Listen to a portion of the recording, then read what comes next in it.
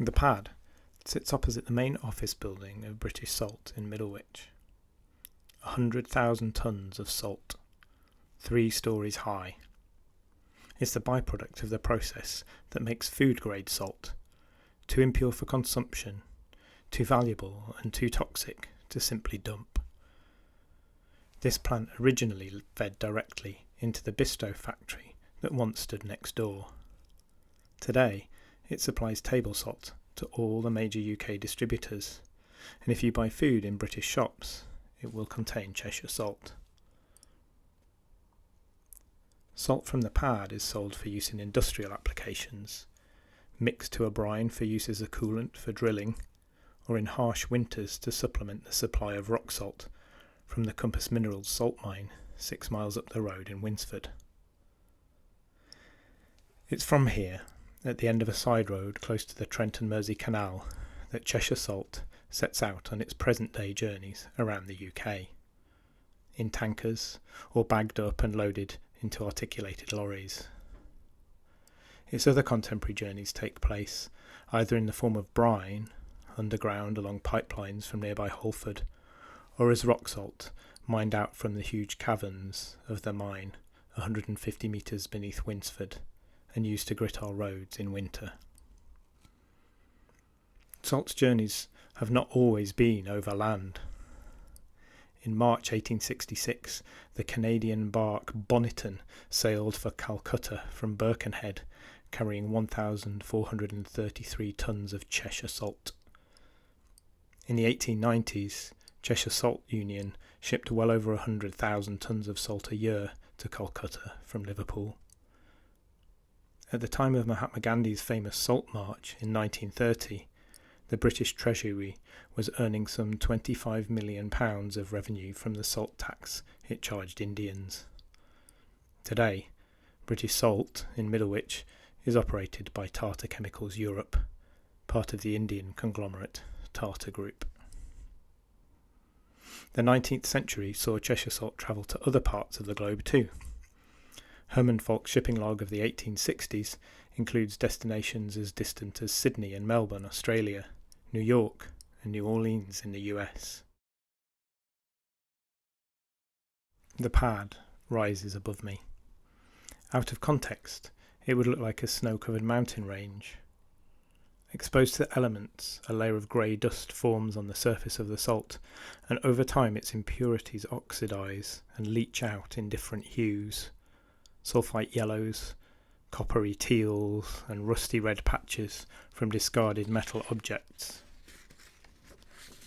Salt manufacture was a source of wealth for some like the Ashton family, who were active in the slave trade of the 18th century, and Cheshire Salt was an integral part of the triangular trade of slavery, vital to Liverpool's flourishing as a port. Did the workers of Cheshire, sweating over the pans of brine, know what journeys the salt was making, whose lives it was affecting?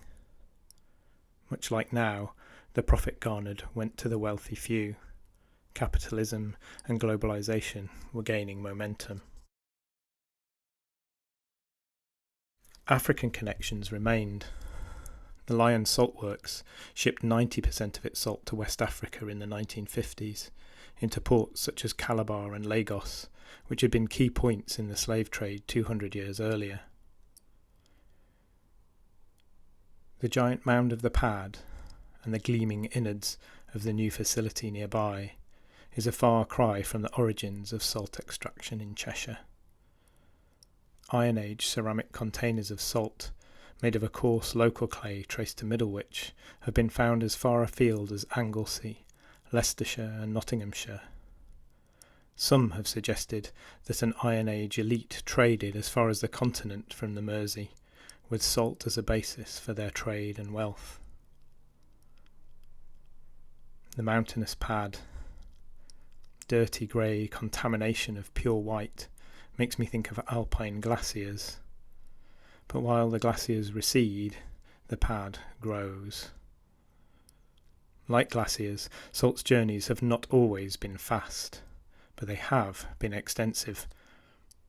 The salt below Cheshire was laid down in shallow Triassic seas 220 million years ago, as the supercontinent Pangaea slowly separated, and Cheshire salt began its journey from the equator to our current latitude of 53 degrees.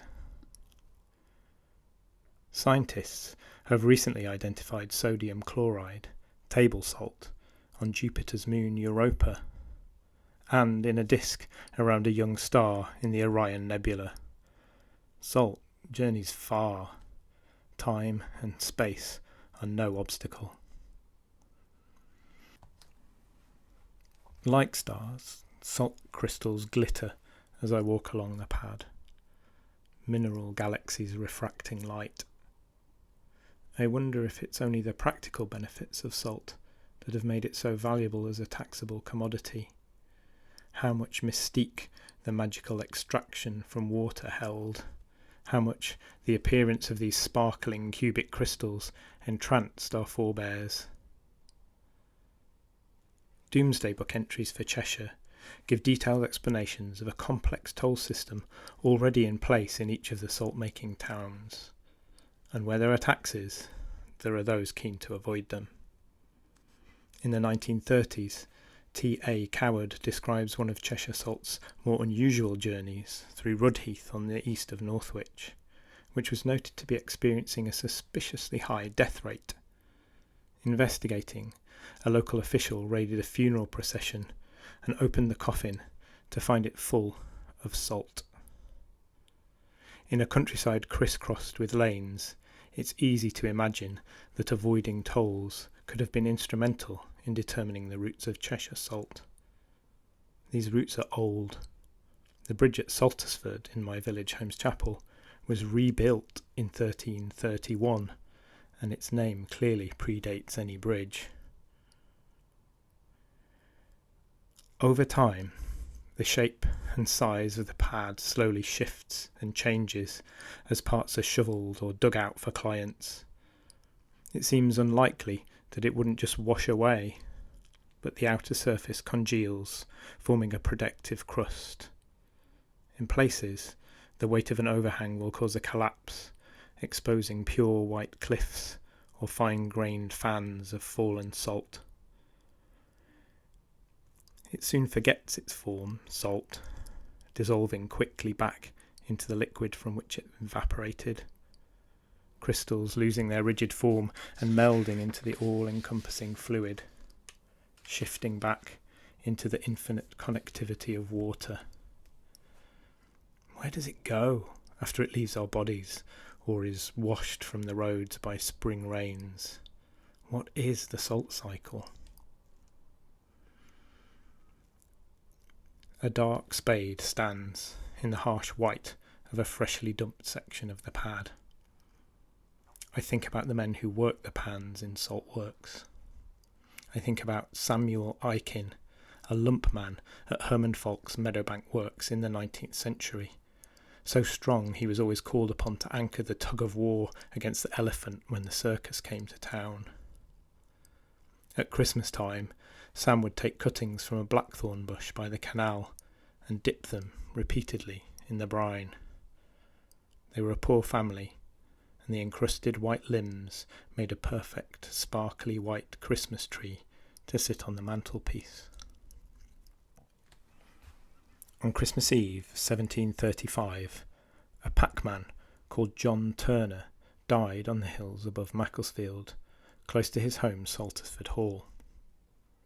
John transported salt from Northwich to Derby, and his story forms the backbone of Cheshire author Alan Garner's novel Thursbitch.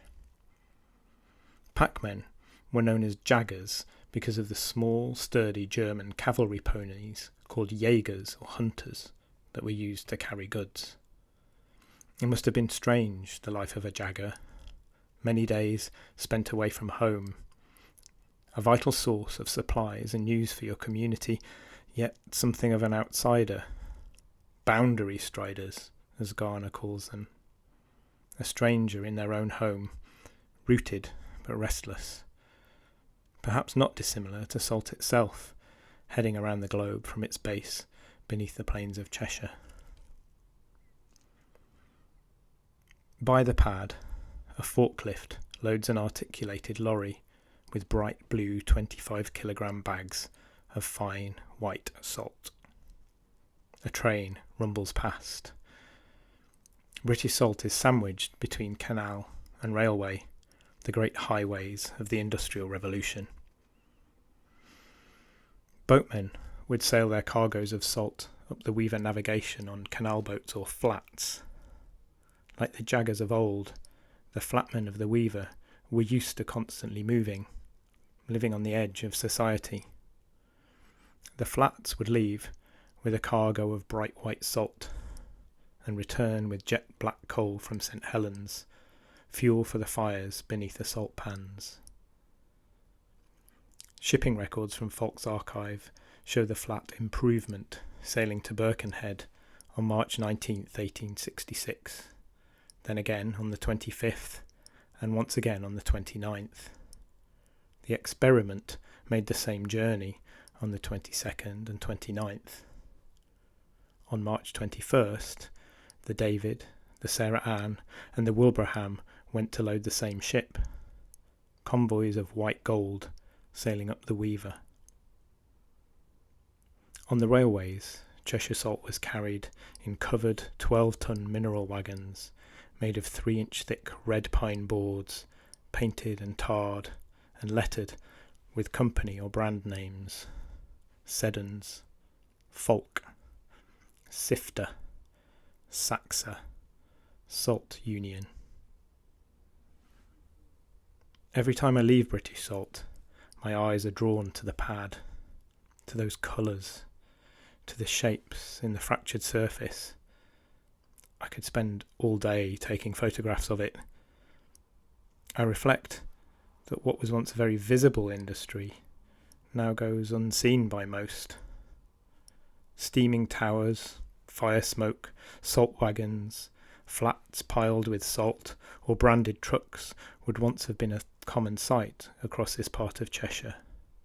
And before that, a regular stream of pack-horse trains, the lead horses' bells tinkling as they passed. Not far from British salt, next to the railway line, where the supports of a now severed pipe lead along the tracks, is Murgatroyd's brine pump, the UK's only remaining wild brine pump, originally dug in 1889. It supplied the now demolished Murgatroyd's salt and chemical works in Elworth. Today, beneath the ground, almost 300 miles of pipeline transports water and brine around Innivan's Holford brine field to processing plants and northwest to the Ineos chemical factories in Runcorn. In places, the pipe is visible above the ground, stenciled in white, 18-inch brine main. Water return to Cranage. Recycle brine to Lostock. Giant matte black snakes twisting over the canal at Lostock, where brine was processed until the closing of the plant in January 2025. The brinefield cavities are being integrated into a large hydrogen storage and distribution system that will supply the industries of northwest England.